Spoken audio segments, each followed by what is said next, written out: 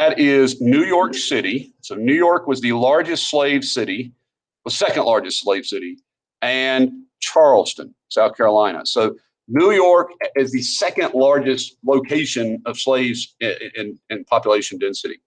And the Dutch had been fairly lenient towards slaves in terms of what they were allowed to do. Like their slavery could be ended, they could have self-purchase, they could own property as freemen. But when the English took over, they got rid of the Dutch laws that had been on slaves, and they erected, as you see here, a slave market on Wall Street. So sometimes you'll hear protesters talking about, as early as Wall Street, there was slavery there. This was because of the success of the Royal African Company. This is where many of the slaves would be brought to. So in 1712, so you think it's less than 40 years after Bacon's Rebellion, 23 slaves fought and killed 9 white people, injured 6 more. Now, as a response, 70 slaves were arrested and 21 were executed, okay? And New York passed very, very restrictive laws. These included you could not carry a weapon, you could not gather in groups. So they became highly suspicious of African Americans or slaves being able to organize. No gambling. Any crime that was serious, like rape, property damage, or conspiracy, would be the death penalty. They did continue to have free blacks in New York, but life became very difficult for slaves in New York. So that's 1712. All right, 18 years later, here in Virginia, you had another slave rebellion, possibly the biggest of all, where 200 slaves gathered.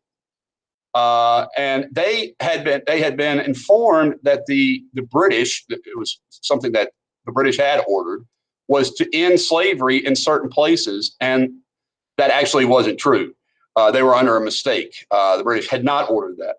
And so they revolted and demanded that the governor honor it, and they did not. And so they fled into the Great Dismal Swamp and were captured by the British in here in Virginia. So this was an attempt to run away. By the way, this will be the exact same location that the future slave rebellion, known as Nat Turner's Rebellion, will take place. All right.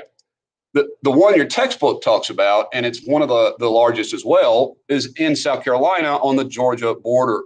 It is called the Stono River Rebellion, or sometimes it's called Cato's Rebellion because the name of the guy who led them, Jimmy. And it's interesting because these were actually pretty clear that these were folks from Congo. They spoke Portuguese already when they got here. And it seems likely that they were warriors because they united together like fighters, like they fought and marched southward to the Stono River. Now, why was this happening so frequently? Well, of course, one reason is that slavery is terrible and people want to escape it. But another reason is that the Spanish were actually offering land in Florida to runaway slaves to try to destabilize the British system. So the Spanish were trying to get the word out, hey, run away from South Carolina, run away from Georgia, come to Florida, and you can have land here. All right. And so lots of slaves responded to that. And one of the biggest uprisings of all. Now, this one involved a battle, basically. And they had multiple slaves fought with white Southern militias, South Carolina militias. They finally were captured and executed. And as a response, and this is a really big response, I want you to see this. It's something called the Negro Act, Negro meaning an African American, of 1740. Slaves could no longer gather. Now, keep in mind, they already had slave codes. They'd been around for 50 years. They could not, it was illegal to educate them. You don't want them writing notes or letters. And they weren't allowed to gather or move around without special passes. So this basically, for all intents and purposes, locked slaves into a very singular existence on the plantation. And here's a word I want you to memorize or learn. So we've talked about chattel. Our other word is manumission. So manumission is the freeing of someone from slavery. So, throughout American history, a lot of free people, free African Americans, have been manumitted, we would say.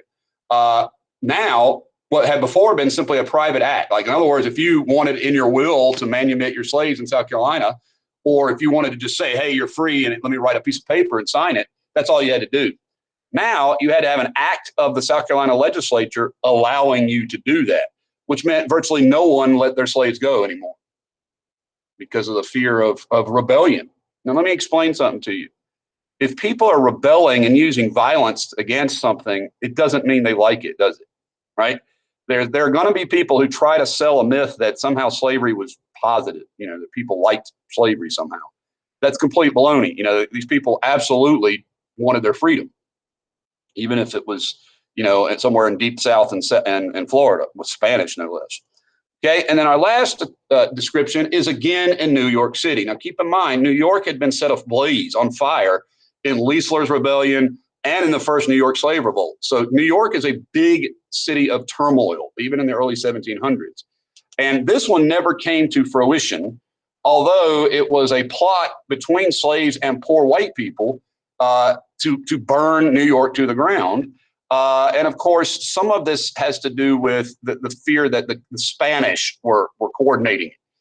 So again, I don't think you get in the mindset that the average American colonist who was English was very much afraid that the Spanish were like corrupting the system, so to speak.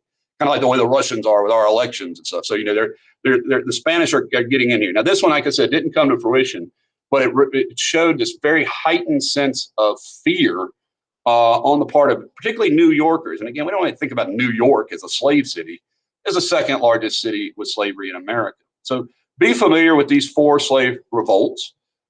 New York twice, the one on the Stono River, which is called the Stono Rebellion. The one here in Virginia, the Chesapeake Rebellion. This one doesn't make neither one of these make your book, I don't think. But what I'm trying to show you is if it feels overwhelming, if you go back and think about it, what was very common in colonial America was rebellion. Rebellion by poor whites, rebellion by slaves. So, this was very much in the back of minds of the English, when the American Revolution approached. It's like, well, we should maybe work with some of these people against against the revolutionaries. And so we're going to stop with the topic of slavery today and continue, of course, on with that in the future. Absolutely.